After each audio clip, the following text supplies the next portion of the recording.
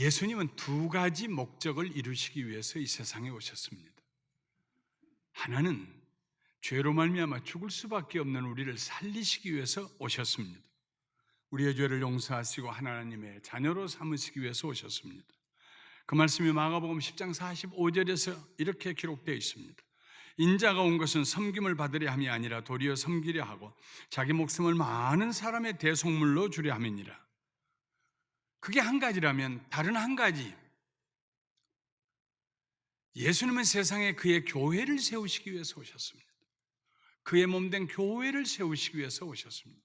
그것이 바로 오늘 우리가 읽은 말씀의 핵심입니다. 저는 여러 날 기도했습니다. 은퇴하는 주일에 하나님께서 사랑하신 우리 감사 가족들에게 무슨 말씀을 주시렵니까? 겸손하게 기도하며 기다렸습니다. 오늘은 그동안 기도 중에 받은 말씀으로 이런 교회가 되십시오. 세 가지 여러분과 함께 은혜를 나누려고 합니다. 첫째로, 하나님의 계시를 받는 교회가 되어야 합니다. 예수님께서 제자들에게 물으셨습니다. 너희는 나를 누구라 하느냐? 베드로가 대답합니다. 주는 그리스도시요 살아계신 하나님의 아들이시니이다. 아마 베드로가 그 말할 때 온 제자들이 다 베드로를 쳐다봤습니다. 저 사람이 어디서 듣고 저런 소리를 하지? 그 말을 했던 베드로도 아마 깜짝 놀라서 한두 걸음 뒤로 물러섰을지 모릅니다. 내가 어떻게 이런 얘기를 하고 있지? 왜냐하면 자기가 연구해서 한 말도 아니고 들어서 한 말도 아닙니다. 그래서 예수님께서 베드로에게 말씀하셨습니다. 바요나 시몬아, 네가 복이 있도다. 이를 너에게 알게 한 이는 혈육이 아니다, 사람이 아니다, 스승이 아니다, 율법 선생이 아니다. 하늘에 계신 내 아버지시다. 하늘에 계신 내 아버지가 너에게 이걸 알게 해주셨다. 이것이 바로 계시입니다. 하나님의 계시입니다. 계시는 우리가 전혀 모르고 있던 진리를 펴서 보여주시는 것입니다. 우리가 전혀 깨닫지 못했던 진리를, 계시는 그 진리를 볼 뿐만 아니라 깨달을 수 있도록 이해시켜 주시는 것입니다. 계시는 깨닫고 이해만 하게 해주실 뿐만 아니라 그 깨닫고 이해한 진리를 실천에 옮길 수 있도록 능력을 주시는 것입니다. 이것이 하나님의 계시입니다. 알게 하시고 깨닫게 하시고 듣게 하시고 깨닫게 하시고 그리고 실천하게 하시는 능력. 하나님께서는 베드로에게만 아니라 우리에게도 예수님이 하나님의 아들이시며 우리들을 구원하시는 주님이 되신다는 진리를 계시해 주셨습니다. 그래서 우리가 예수님을 믿게 된 것입니다. 하나님의 계시는 곧 하나님의 말씀입니다. 하나님은 지금도 성경을 통해서 우리에게 말씀하고 계십니다. 성경은 흰 종이에 인쇄된 검은 글씨가 아닙니다. 열린 마음으로 성경을 읽는 성도들에게는 그 말씀이 움직입니다. 그 말씀 속에 운동력이 있습니다. 다른 말로 하면 그 말씀 속에 에너지가 있어요. 영적 에너지가 있어요. 마치 뜨거운 용광로에 구부러진 쇳덩어리를 넣어 반듯하게 다시 펴는 것처럼 하나님의 말씀이 그 말씀을 읽는 사람들을 변화시켜 줍니다. 그래서 디모데후서 3장 16절부터 17절에 바울은 이렇게 말했습니다. 모든 성경은 하나님의 감동으로 된 것으로, 하나님의 입김으로 하나님께서 숨을 불어넣어서 breathe out, 하나님께서 그의 생각을 기록하는 저자들에게, 하나님께서 집필자들에게 불어넣어 주셔서 쓰여진 책이 성경입니다. 모든 성경은 하나님의 감동으로 된 것으로 교훈과 책망과 바르게 함과 의로 교육하기에 유익하니 이는 하나님의 사람으로 온전하게 하며 모든 선한 일을 행할 능력을 갖추게 함이라. 하나님의 말씀이 우리에게 교훈을 줍니다. 미리 성경을 읽으면요 지혜롭게 됩니다. 가서는 안 될 길을 안 가게 되고 해야 될 일을 하게 되고, 그래서 성경이 우리에게 선생이 돼요. 스승이 돼요. 말씀이요 교훈을 주십니다. 그런데 그 교훈대로 살면 축복받고 평안한데, 때때로 우리가 고집이 세서 내 생각을 앞세워 교훈을 무시하고 잘못된 길로 가면 하나님이 책망을 하세요. 아니야, 돌아서. 그 길 아니라니까. 그래도 고집 세면 귀 잡아서 끌고 나오세요. 때로는 아파요. 책망을 하세요. 하나님 말씀. 책망을 하고 하나님 앞에 회개하면은 하나님께서 우리의 굽어진 것을 다시 펴주세요. 다시 펴주세요. 바르게 함과 펴주세요. 바르게 함과. 그 다음에는 다시 의로운 삶을 살도록 교육시켜 주십니다. 의로 교육하기에 유익하니. 왜 그럽니까? 하나님께서 우리를 하나님 자녀로 삼으시고 난 다음에 온전하게 살도록, 흠없이 살도록, 비난받지 않는 삶을 살도록, 존중히 여기는 삶을 살도록, 이 세상의 롤 모델이 될 수 있도록 온전하게 하시기 위해서, 뿐만 아니라 우리로 하여금 모든 선한 일을 행할 수 있는 능력을 갖춰주시기 위해서. 성경은 우리에게 이런 유익이 있습니다. 여러분, 매일 정해놓고 일정량의 성경 말씀을 읽어가십시오. 매일매일 하나님의 음성을 들어보십시오. 그 말씀을 붙들고 사십시오. 매일매일 그 말씀에 의해서 삶을 교정하십시오. 그래야 세상을 유혹을 이겨내고 선한 일을 할 수 있는 능력을 얻게 됩니다. 하나님은 성경 말씀뿐만 아니라 예배와 설교를 통해서 우리에게 또 계시의 말씀을 주십니다. 저는 설교를 준비하기 전에 항상 정말로 항상 이런 질문을 먼저 하고 기다립니다. 그냥 기다립니다. 이번 주일에는 하나님의 자녀들에게 무슨 말씀하시렵니까? 세상의 부모도 자녀들에게 할 얘기가 있는데 하나님께서 하나님 자녀들에게 하실 말씀이 무엇입니까? 저는 다만 메신저입니다. 전달하는 사람입니다. 주셔야 하지요. 안 주시면 못합니다. 때때로는 새벽 3시, 4시까지도 고집을 부리고 앉아 있습니다. 지난 35년 동안 저는 저의 지식과 교훈과 경험을 가지고 설교하지 않았습니다. 있는 힘을 다해서 그런 유혹을 물리쳤습니다. 야, 이거 참 하면 좋겠다, 멋있는 얘기다.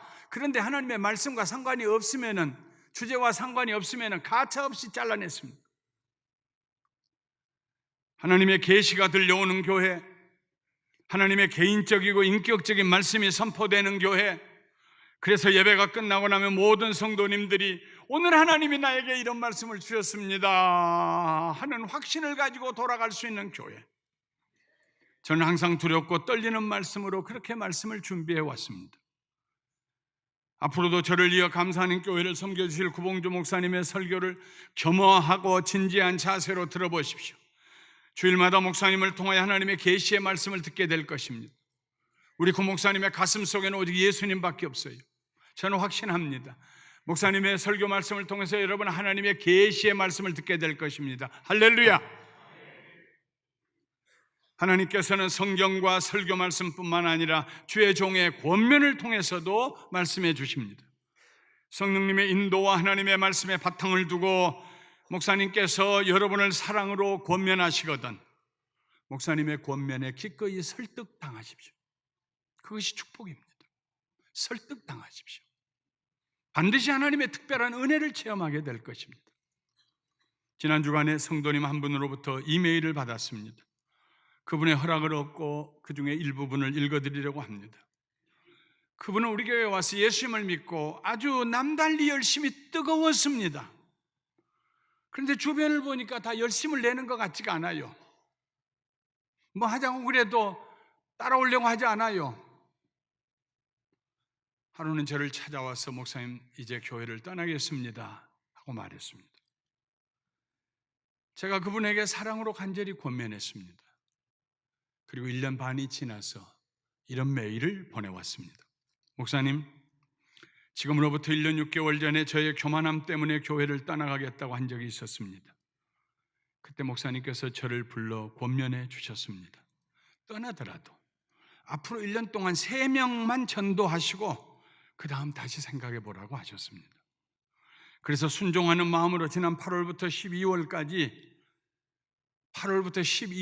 넉 달 동안 12번 정도를 교회 근처에 있는 한인 가정들을 주소를 찾아가지고 집집마다 12번을 방문하고 다녔습니다. 전도를 해보았습니다.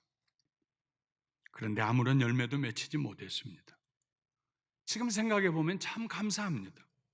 왜냐하면 제가 그때 3명 이상의 전도 열매를 맺었다면 제가 교만해져서 아직까지도 잘난 척하고 있었을 것이기 때문입니다.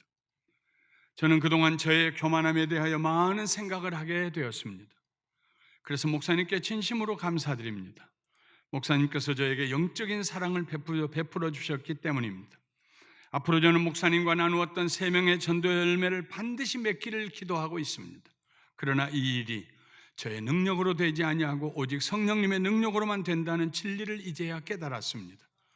저에게 겸손의 축복을 가르쳐 주신 목사님께 감사드립니다.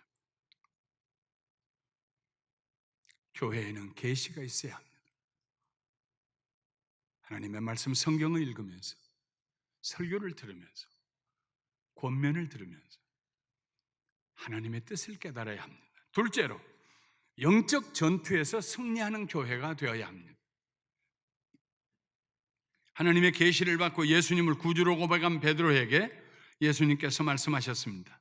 또 내가 너에게 이르노니 너는 베드로라. 내가 이 반석 위에 내 교회를 세우리니 음부의 권세가 이기지 못하리라. 어떤 사람들은 베드로 위에 하나님이 교회를 세우신다고 얘기합니다. 그래서 베드로의 후계자는 계속 교회가 그 위에 세워지는 반석이라고 생각합니다. 그럴까요? 베드로는 헬라어로 페트로스입니다. 반석은 페트라입니다. 이 둘 모두 돌 혹은 바위를 가리키는데 다른 점이 있다면 페트로스, 베드로라는 이름의 페트로스는 남성 명사이고 페트라, 반석이라는 페트라는 여성 명사입니다. 그리고 교회, 에클레시아라고 하는 교회도 여성 명사입니다. 헬라어에 있어서 명사는 남성 명사, 여성 명사, 그리고 중성 명사가 있습니다. 그리고 이 남녀 중성 명사 앞에 붙는 정관사 혹은 형용사는 남성은 남성대로, 중성은 중성대로, 여성은 여성대로 다 달라집니다. 단어 하나 앞에 붙이는 형용사 하나가 20몇 가지로 나눠집니다. 그러면 교회라고 하는 에클레시아 교회 앞에 뭐가 붙어 있을까요? 교회가 여성인데 페트로스, 너는 베드로라는 베드로는 남성입니다. 남성과 여성은 연결이 안 됩니다. 그 다음에 나오는 페트라라는 말은 여성입니다. 여성과 에클레시아라는 교회라고 하는 여성이 연결이 됩니다. 예수님이 하신 말씀의 깊은 곳은 베드로를 포함해서 모든 성도들, 예수님은 하나님의 아들이시요 우리의 구주이십니다 고백하는 모든 성도들, 빈부귀천 동서양을 막론하고 역사 가운데 예수님을 구주로 고백하고 살아계신 하나님의 아들로 고백하는 모든 사람들이 모인 그곳이 바로 교회예요. 반석과 같은 교회예요. 그 믿음, 반석과 같은 믿음 위에 교회를 세우신다는 말씀입니다. 그래서 교회는 예수님의 신부로서 여성 명사입니다. 예수님께서 베드로 위에 한 사람 위에 교회를 세우신 것이 아닙니다. 베드로가 고백한 그 믿음과 반석과 같이 견고한 믿음 위에 그의 교회를 세우십니다. 어디서나 이런 믿음을 가진 성도들이 모인 곳이 교회가 됩니다. 교회는 우리가 세우지 않습니다. 몇 사람 모여서 우리 교회 하나 만들까요? 아닙니다. 예수님이 세우십니다. 감사하는 교회는 예수님이 세우셨습니다. 35년 전에 새 가정으로 시작했습니다. 예수님이 세우지 아니하시면 어떻게 여기에 이릅니까? 김영길이 무슨 재주가 있습니까? 교회를 세우시겠다는 예수님의 약속은 미래형이었습니다. 그 일은 예수님께서 십자가에서 죽으시고 부활하신 후에 비로소 시작될 일이었기 때문입니다. 교회는 예수님을 하나님의 아들과 구원자로 고백하는 믿음 위에 세워집니다. 이 교회에 이런 신앙 고백이 없다면 그건 교회가 아닙니다. 사회적인 단체입니다. 왜 이민사회에서 일찌감치 교회가 그렇게 많이 분열되었느냐? 예수님에 대한 신앙 고백을 할 겨를이 없이 교회에서 어떤 직분을 맡고 교회 생활을 하다 보니까 마치 물을 붓지 않은 밀가루처럼 바람에 날려가고 풀어지고 나누어졌습니다. 저는 목회하면서 가장 희열을 느낄 때가 임종 예배를 드릴 때입니다.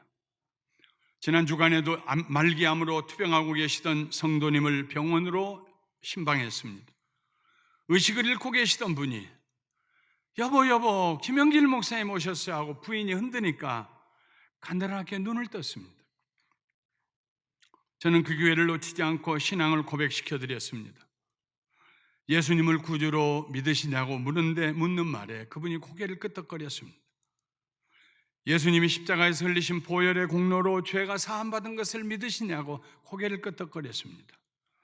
이제 어느 순간이라도 이 세상을 떠나면은 이 세상에 미련 없이 하나님이 예비하신 그 영원한 집에 들어가실 준비가 되었느냐고, 나 예수님 이름으로 왔습니다 말하며 천국에 들어가시겠느냐고 물었더니 고개를 끄덕거렸습니다. 손가락 하나 움직이실 수 없는 분이 있는 힘을 다해서 입술로 소리를 내어서 감사합니다, 감사합니다. 그날 오후에 의사들이 생명 보조 장치를 떼야 되느냐 안 떼야 되느냐 의논해야 될 만큼 위중한 때인데, 하나님의 나라를 사모하고 하나님의 나라를 바라보는 그분은 패자가 아니고 승자요, 잊혀질 사람이 아니고 영원히 기억될 하나님의 자녀입니다. 내가 이 반석 위에 내 교회를 세우리니 음부의 권세가 이기지 못하리라. 교회는 강합니다. 음부의 권세가 이겨내지 못할 정도로 교회는 강합니다. 성경에서 음부는 영적으로 죽은 자들이 모여 있는 곳입니다. 음부의 권세는 다른 말로 하면 음부의 대문입니다. 음부의 성벽입니다. 감옥의 벽과 문을 가리킵니다. 예수님께서 말씀하신 음부는 죄와 사망의 권세 아래 갇혀있는 사람들의 삶을 말합니다. 악한 사탄이 사람들을 그의 감옥에 가두어둡니다. 두려움의 감옥, 저주의 감옥, 죄와 사망의 감옥, 절망의 감옥, 음란과 방탕과 술 취함의 감옥, 미움과 다툼과 분쟁의 감옥, 시기와 질투의 감옥, 거짓과 위선의 감옥, 분노의 감옥. 오늘날 문명화되고 살만하고 GNP가 높아진다고 하는 나라일수록 그 국민들이 거대한 음부의 감옥에 갇혀 있어요. 영적으로 볼 때 예수님을 믿고 죄사함을 받지 못한 사람들은 다 음부의 감옥에 갇혀 있는 사람들입니다.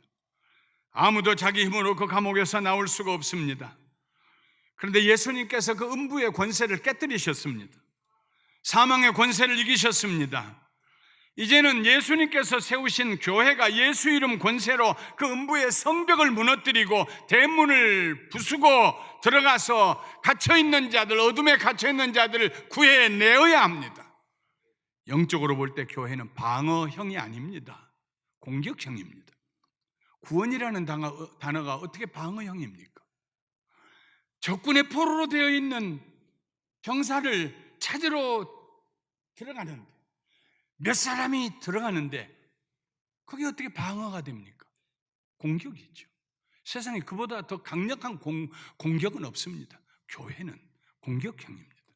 교회는 강해야 합니다. 오늘날로 교회가 능력을 회복해야 합니다. 세상은 교회를 가리켜 연약한 사람들, 의지가 약한 사람들, 도피처와 피난처를 찾는 사람들이 다니는 곳이라고 조롱합니다. 교회는 그런 곳이 아닙니다. 교회는 강한 사람들이 있는 곳입니다.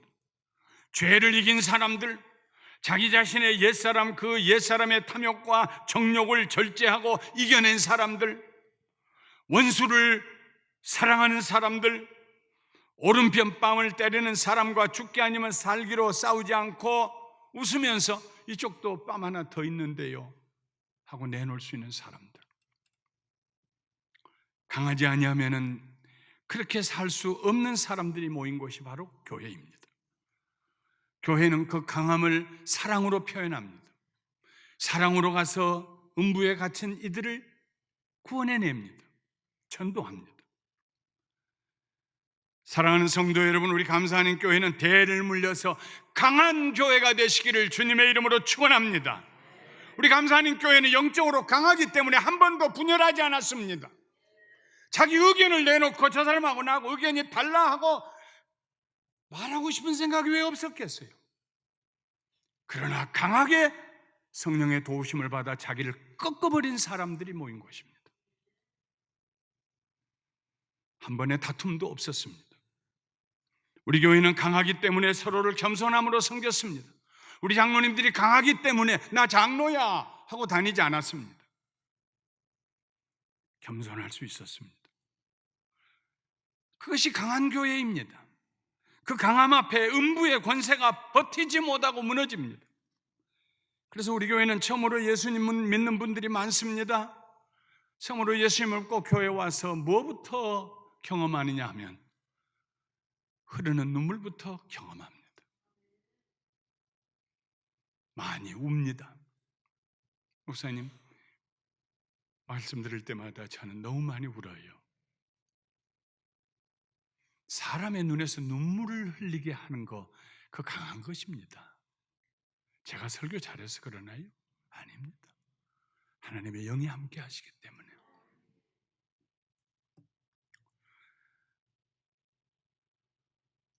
교회는 하나님의 계시가 있어야 합니다. 교회는 강해야 합니다. 셋째로, 교회는 천국 열쇠를 사용하는 교회가 되어야 합니다. 예수님은 반석 같은 믿음 위에 교회를 세우시겠다고 말씀하신 후에 천국의 열쇠를 주시겠다고 하십니다.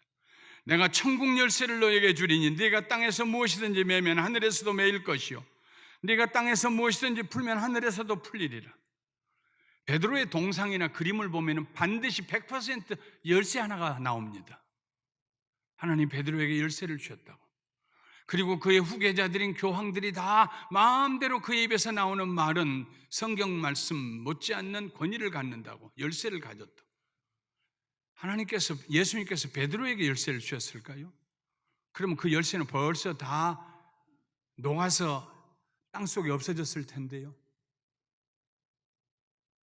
베드로와 같은 신앙을 고백하는 하나님의 자녀들이 모인 교회에 예수님이 매고 푸는, 열고 푸는 열쇠를 주신 줄 믿습니다.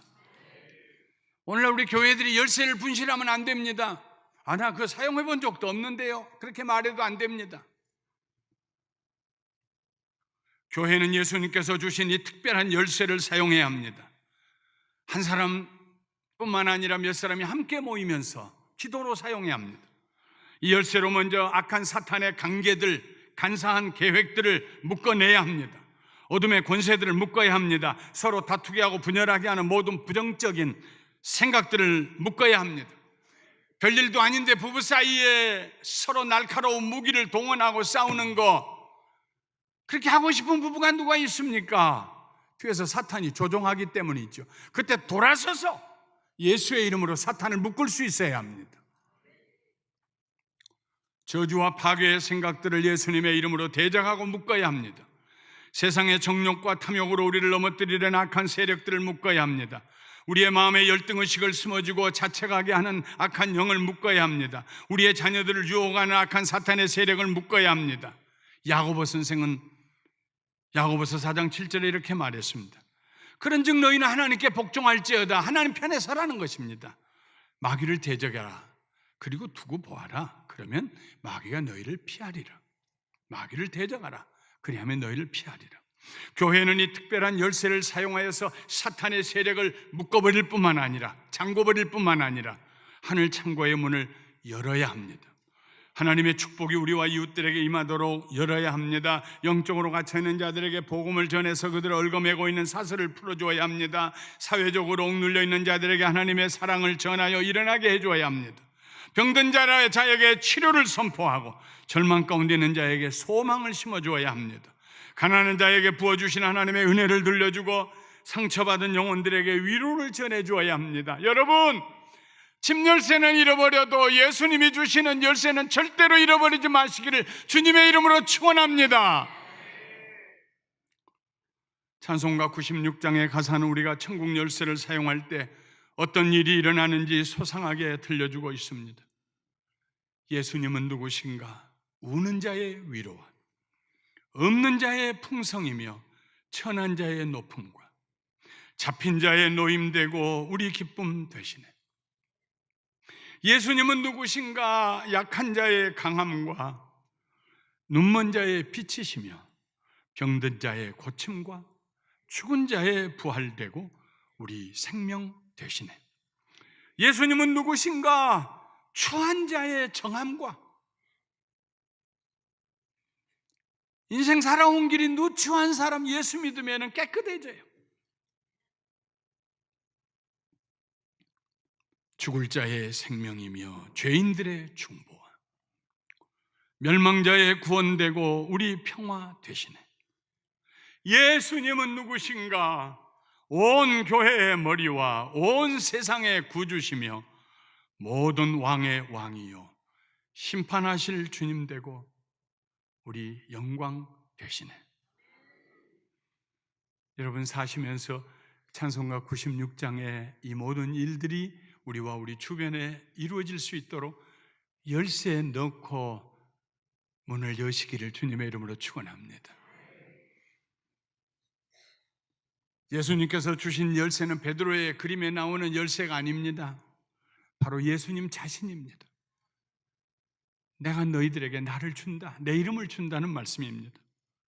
예수 그리스도의 이름의 권세입니다. 예수님 말씀하셨어요. 요한복음 16장 23절에 내가 진실로 진실로 너희에게 이르노니 너희가 무엇이든지 아버지께 구하는 것을 내 이름으로 주시리라. 우리가 사용하는 열쇠, 매고 푸는 열쇠는 바로 예수님의 이름입니다. 우리는 예수님의 이름에 있는 권세를 사용해야 합니다. 강한 권세는 강한 교회는 권세가 있는 교회입니다. 예수 이름 권세로 우리 주변에 있는 악한 영들을 대적하고 묶어야 합니다. 그리고 하나님의 은혜와 축복과 능력이 임하시도록 믿음으로 하나님을 찬양하고 높여드려야 합니다. 여러분 이렇게 하십시오. 누구를 만나든지 축복의 말씀부터 먼저 하십시오. 하나님께서 건강하게 하시고 장수하시게 하시기를 바랍니다. 하나님께서 지금 하시는 일이 10배, 20배, 100배의 축복의 열매가 맺히게 되시기를 바랍니다. 하나님께서 장로님에게 주신 아들들이 다 잘되고 영광스러운 자녀들이 되기를 바랍니다. 여러분 축복하세요. 그러다 보면 우리의 머리가 축복으로 가득 채워집니다. 말씀을 마치겠습니다. 담임 목사로서 오늘 저는 여러분들에게 마지막 설교를 했습니다. 또 어느 날 여기 설 수도 있겠죠. 우리 구봉주 목사님 언제 나 어디 가는데 설교해 주세요 하면 그렇게 할 겁니다. 오늘 이후로는 저는 저 자신을 우리 구봉주 목사님 권위 아래 둘 것입니다. 새벽기도 하루 해주세요 하면 예, 한 번도 아니요라고 안 할 것입니다. 우리 구봉주 목사님이 저의 담임 목사님이 될 것입니다. 왜요? 저나 구봉주 목사님이나 우리 모두가 다 예수님의 권위 아래 있기 때문입니다. 교회는 예수님의 교회입니다. 거기 내가 설 자리가 없습니다. 하나님의 말씀으로 충만한 교회, 계시가 넘치는 교회, 원수마귀의 진을 무너뜨리는 떠내는 강력한 교회, 저주의 세력을 묶어버리고 하나님의 축복을 우리 자신과 이웃들에게 풀어놓는 천국 열쇠를 가진 교회, 예수 이름을 사용하는 교회, 이런 교회가 되시기를 주님의 이름으로 축원합니다. 그러려면 기도해야 됩니다. 그러려면 성령의 도우심을 구해야 됩니다. 우리 교회, 좋은 교회, 가보고 싶은 교회, 머물고 싶은 교회, 하나님의 나라 갈 때까지 저를 포함해서 우리 모두 감사하는 교회. 얼마나 감사해요. 제가 은퇴한다고 공포한 지 1년 동안, 지난 1년 동안 우리 교회가 10%가 부흥했어요. 최고의 교회입니다. 여러분들은 최고의 성도들입니다. 하나님께서 여러분들을 사랑하십니다. 저도 사랑합니다.